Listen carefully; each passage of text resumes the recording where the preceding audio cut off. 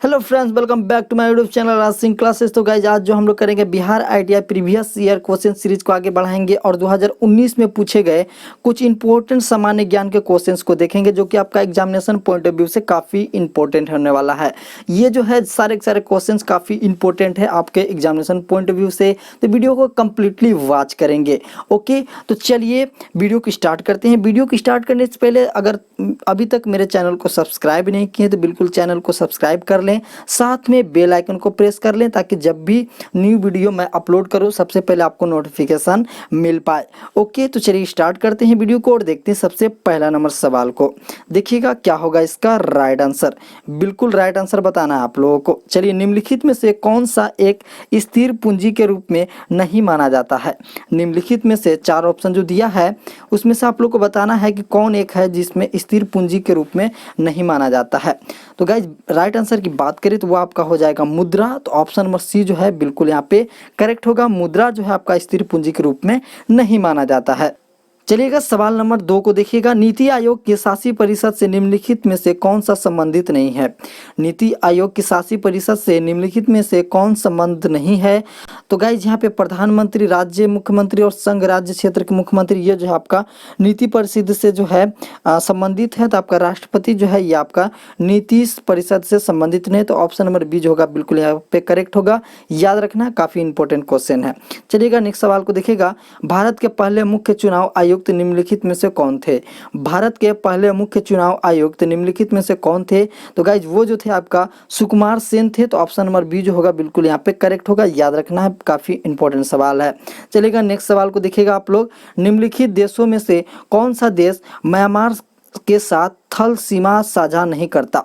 निम्नलिखित देशों में से कौन सा देश जो है म्यांमार के साथ थल सीमा साझा नहीं करता है। तो वो जो है आपका कंबोडिया जो है वो आपका म्यांमार से थल जो है सीमा साझा नहीं करता है। तो ऑप्शन नंबर सी जो है बिल्कुल इसका करेक्ट है। याद रखना आप लोग को। सवाल नंबर 5 को देखिएगा। निम्नलिखित में से कौन सा लोक नृत्य ओडिशा से संबंधित है। निम्नलिखित में से कौन सा लोक नृत्य जो है वो ओडिशा से संबंधित है। तो ओडिशा से जो है वो जो है आपका छऊ जो है वो लोक नृत्य संबंधित है। तो ऑप्शन नंबर ए जो है बिल्कुल यहाँ पे करेक्ट है। सवाल नंबर 7 को देखेंगे। संयुक्त राज्य अमेरिका ने किस वर्ष दूसरे विश्व युद्ध में प्रवेश किया। संयुक्त राज्य अमेरिका ने किस वर्ष दूसरे विश्व युद्ध में प्रवेश किया। तो गाइज 1941 में जो है अमेरिका ने दूसरे विश्व युद्ध में प्रवेश कर चुके थे। तो ऑप्शन नंबर बी जो होगा बिल्कुल यहाँ पे करेक्ट होगा। याद रखना आप लोग को। सवाल नंबर 8 को देखेंगे। निम्नलिखित में से किस वर्ष को संयुक्त राष्ट्र द्वारा स्वदेशी भाषाओं के अंतर्राष्ट्रीय वर्ष के रूप में घोषित किया गया था। तो वो जो घोषित किया गया था गाइज वो आपका 2019 में किया गया था। तो ऑप्शन नंबर सी जो होगा बिल्कुल यहाँ पे करेक्ट होगा। चलेगा सवाल नंबर 9 को देखिएगा। निम्न में से किस मुगल सम्राट द्वारा आगरा के किले का निर्माण किया गया था। आगरा के किला का जो निर्माण किस मुगल सम्राट के द्वारा किया गया था। तो वो गाइज किया गया था अकबर के द्वारा। तो ऑप्शन नंबर बी जो होगा बिल्कुल यहाँ पे करेक्ट होगा। चलिएगा नेक्स्ट सवाल को देखिएगा आप लोग। बिल्कुल जो है इंपॉर्टेंट सवाल है। मूर्ति पूजा का आरंभ कब से माना जाता है। मूर्ति पूजा का आरंभ कब से माना जाता है। तो गाइज राइट आंसर की बात करें तो पूर्व आर्य काल से माना जाता है। तो ऑप्शन नंबर ए जो होगा बिल्कुल इसका करेक्ट होगा। याद रखना आप लोगों को। सवाल नंबर 11 को देखेंगे। गौतम बुद्ध ने महापरिनिर्वाण कहाँ प्राप्त किया। महापरिनिर्वाण कहाँ प्राप्त किया। तो गाइज राइट आंसर की बात करें तो काशी नगर में प्राप्त किए थे। तो वो जो है आपका ऑप्शन नंबर सी बिल्कुल इसका करेक्ट होगा। चलिएगा सवाल नंबर 12 को देखिएगा। गुरु अर्जुन देव समकालीन थे। गुरु अर्जुन देव समकालीन जो थे वो जहांगीर के थे। तो ऑप्शन नंबर बी जो होगा बिल्कुल यहाँ पे करेक्ट होगा। याद रखेंगे जहांगीर के। चलिएगा नेक्स्ट सवाल को देखिएगा। सवाल नंबर 13 को। 1857 ईस्वी के स्वतंत्रता संग्राम का प्रतीक था। 1857 ईस्वी के स्वतंत्रता संग्राम का प्रतीक जो था वो था आपका कमल और रोटी था। तो ऑप्शन नंबर ए जो होगा बिल्कुल इसका करेक्ट होगा। याद रखेंगे आप लोग। नेक्स्ट नंबर सवाल को देखेंगे। सम्राट अशोक का एकमात्र उत्कीर्णशिला रूप चित्र कहाँ पर पाया गया है। तो वो जो पाया गया था गाइज वो आपका कंगनहली में पाया गया है। कंगनहली आप लोग याद रखेंगे। ऑप्शन नंबर सी बिल्कुल इसका करेक्ट होगा। चलिएगा सवाल नंबर 15 को देखिएगा। चीन में काला क्रांति कब हुई थी। चीन में काला क्रांति कब हुई थी। तो गाइज राइट आंसर की बात करें तो वो आपका वर्ष 1949 ईस्वी में हुई थी। ऑप्शन नंबर बी बिल्कुल इसका करेक्ट है। याद रखेंगे। चलिएगा सवाल नंबर 16 को देखिएगा। भारत के राष्ट्रपति को पद और गोपनीयता की शपथ निम्नलिखित में से कौन दिलाता है। भारत के राष्ट्रपति को जो है आपका पद और गोपनीयता की शपथ कौन दिलाता है? तो गाइज वो जो है सर्वोच्च न्यायालय या मुख्य न्यायालय दिलाता है। तो ऑप्शन नंबर सी जो होगा बिल्कुल इसका करेक्ट होगा, याद रखेंगे, काफ़ी इंपॉर्टेंट सवाल है। चलिएगा सवाल नंबर 17 को देखिएगा। सिंधु घाटी सभ्यता के निम्नलिखित स्थानों में से कौन सी एक स्थान रावी नदी के किनार पर स्थित है? सिंधु घाटी की सभ्यता जो थी निम्नलिखित स्थानों में से कौन सी एक स्थान पर रावी नदी के किनारे पर स्थित है? तो गाइज वो जो है आपका हड़प्पा जो है सभ्यता वो आपका रावी नदी के किनारे स्थित है। तो ऑप्शन नंबर डी जो होगा बिल्कुल इसका करेक्ट होगा। चलिएगा सवाल नंबर 18 को देखिएगा। टीपू सुल्तान को ब्रिटिश सेना ने अंगला मसूर युद्ध में पराजित किया था। टीपू सुल्तान को ब्रिटिश सेना ने अंगला मसूर युद्ध में पराजित किया था। तो वो आपका तीसरे जो है युद्ध में जो है अंगला मसूर युद्ध में पराजित हुए थे। तो ऑप्शन नंबर सी जो होगा बिल्कुल यहाँ पे करेक्ट हो जाएगा। सवाल नंबर 19 को देखिएगा। निम्न में से कौन सा एक भूदृश्य बहते जल या नदी से निर्मित नहीं है?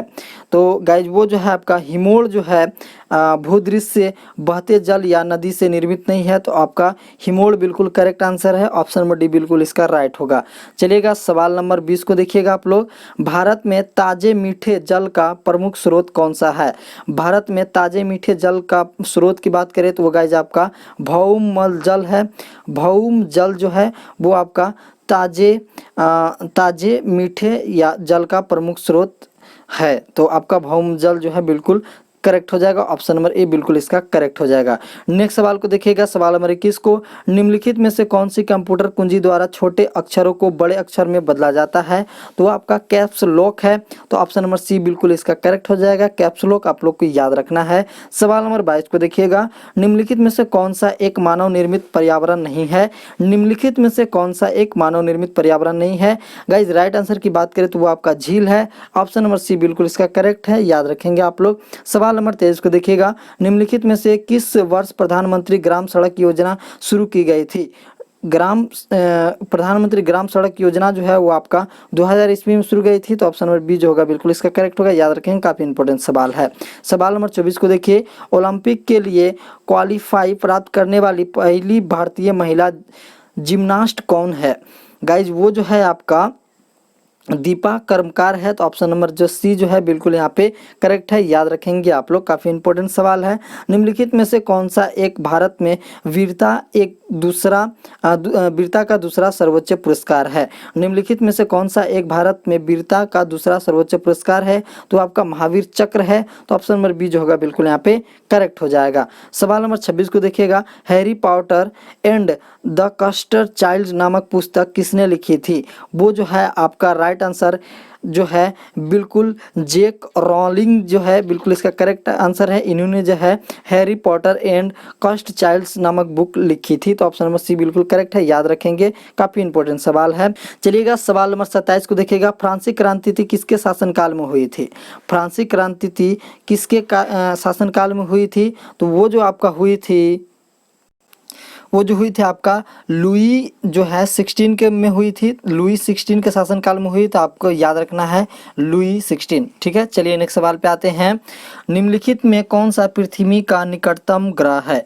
निम्नलिखित में से जो है वो कौन सा है जो है पृथ्वी के निकटतम ग्रह है? तो वो आपका जो है शुक्र जो है सबसे पृथ्वी के निकटतम ग्रह है, याद रखना है, ऑप्शन नंबर डी बिल्कुल इसका करेक्ट होगा।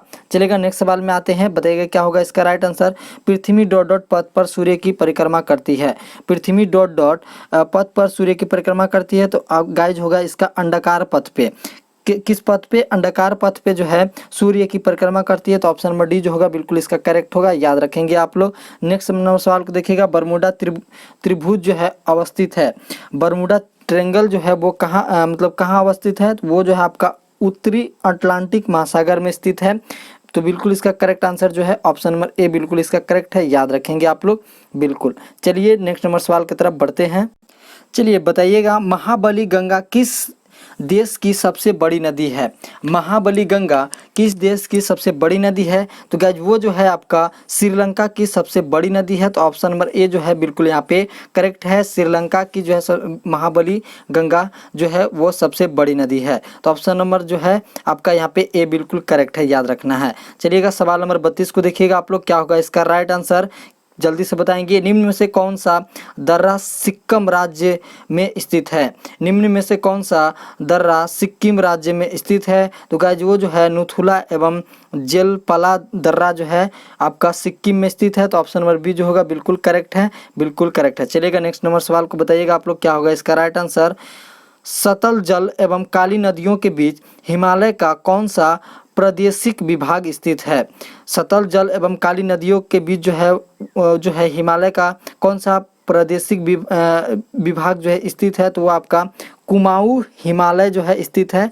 तो ऑप्शन नंबर बी जो है बिल्कुल करेक्ट है, याद रखेंगे कुमाऊं हिमालय।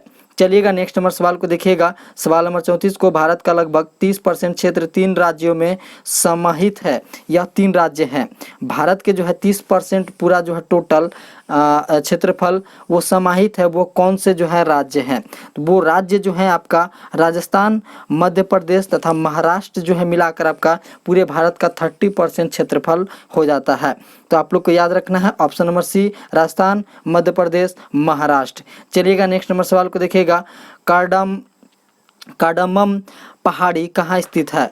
कार्डमम पहाड़ी कहाँ स्थित है? तो गाइज ये जो है आपका केरल में स्थित है। तो ऑप्शन नंबर सी बिल्कुल करेक्ट है, याद रखना आप लोगों को।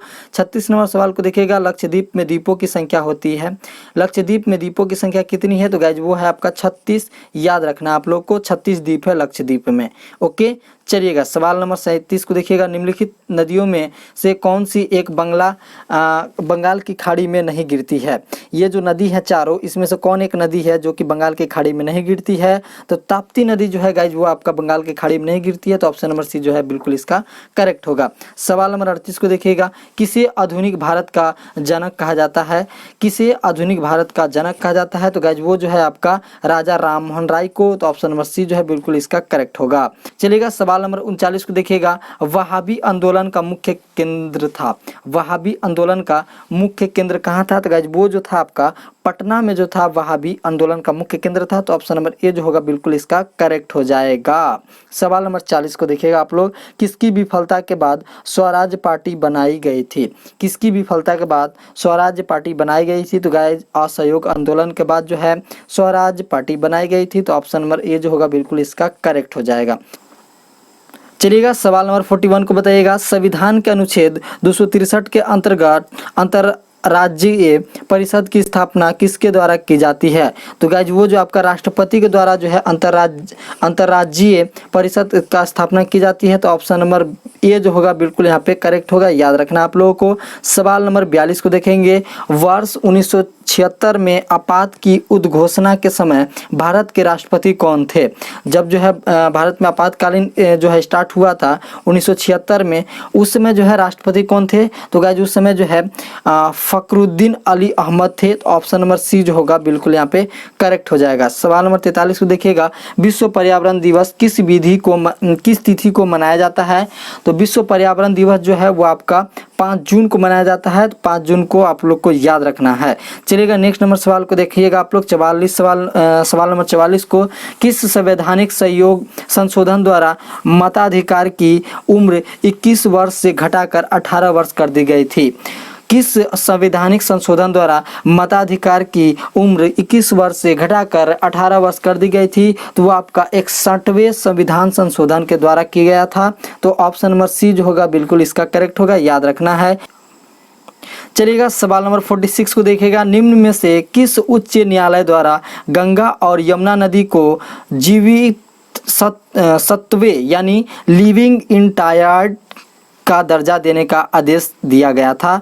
तो गाइज ये जो है आपका आदेश उत्तराखंड उच्च न्यायालय द्वारा दिया गया था। तो ऑप्शन नंबर सी जो होगा बिल्कुल इसका करेक्ट हो जाएगा। चलिएगा 47 नंबर सवाल को देखिएगा। स्टैचू ऑफ यूनिटी के प्रति श्रद्धांजलि है। स्टैचू ऑफ यूनिटी के प्रति श्रद्धांजलि है तो वो आपका सरदार वल्लभ भाई पटेल का श्रद्धांजलि है। तो ऑप्शन नंबर बी बिल्कुल करेक्ट है। बिल्कुल इजी सवाल, काफी इंपॉर्टेंट सवाल, याद रखना आप लोगों को। चलिएगा सवाल नंबर 48 को देखिएगा। एकीकृत परिपथ आईसी आविष्कार से किस पीढ़ी का जन्म हुआ? तो वो आपका तृतीय पीढ़ी का जन्म हुआ था। एकीकृत परिपथ आईसी का आविष्कार से। ओके, तो ऑप्शन नंबर सी बिल्कुल इसका करेक्ट है, याद रखेंगे। सवाल नंबर 49 को देखिएगा आप लोग, क्या होगा इसका राइट आंसर। डाटा प्रोसेसिंग का अर्थ क्या है? डाटा प्रोसेसिंग का क्या अर्थ है? तो बिल्कुल इसका राइट आंसर जो होगा वाणिज्य उपयोग के लिए जो है जानकारी तैयार करना। तो ऑप्शन नंबर डी जो होगा बिल्कुल इसका करेक्ट होगा, याद रखना है आपको। आज का सवाल नंबर अंतिम, वेदों में संपूर्ण सच्चाई निहित है, यह व्याख्या किसके द्वारा की गई थी? तो राइट आंसर इसका स्वामी दयानंद है। तो आप लोग याद रखेंगे। ये वीडियो आप लोग को कैसा लगा हमें अपने कमेंट बॉक्स में ज़रूर बताएं। वीडियो अच्छा लगा तो वीडियो को लाइक कर दें, चैनल को सब्सक्राइब कर लें और वीडियो को ज़्यादा से ज़्यादा शेयर करें ताकि आपके साथ आपके मित्रों का भी कल्याण हो पाए। मिलते हैं नेक्स्ट वीडियो में कुछ और चुनिंदा सवालों के साथ। तब तक के लिए टेक केयर, बाय बाय, जय हिंद, जय भारत।